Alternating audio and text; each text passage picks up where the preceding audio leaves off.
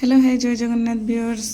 Welcome to life with good channel. आज मुझे पहुंची गोटे ज्ञानमय जगह एवं अत्यंत भिन्न जगह जहाँ ना हूँ टाटा कंपनी द्वारा आयोजित उल्लास एग्जिबिशन। एठिक आसबार किसी रिजन सेमती माने आमर जड़े स्टाफ अच्छा से बेकरी स्टल ये पकई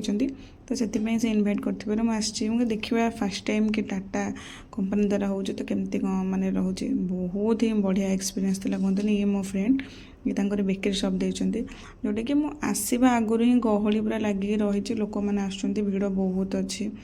बहुत भल लगुच आसिक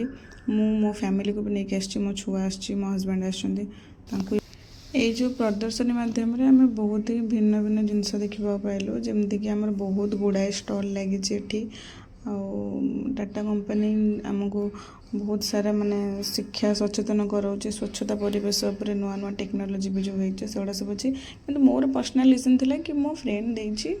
बेकरी दुकान ता ना हूँ बटर क्रीम दुकान तो आम आसर बुलवा जोटा कि मेन खाई सारू केक खाई आम आसचे कौटी की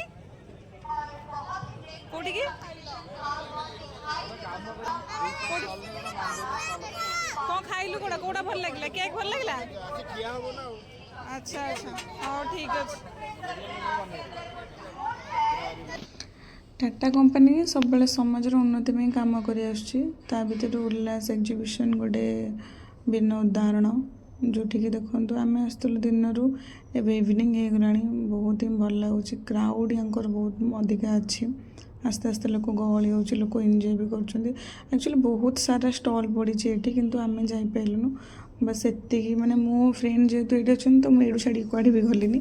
पिला नहीं आसी भल लगुच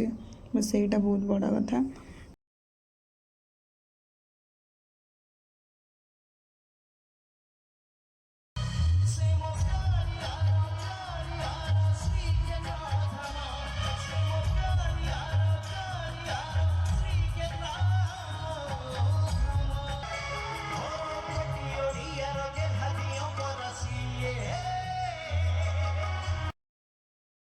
ये छुआ को खेलवाई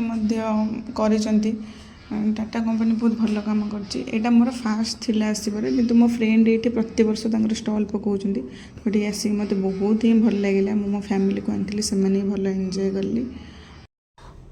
रही सांग मैंने जय जगन्नाथ वीडियो भल लगी लाइक शेयर कमेंट करदे।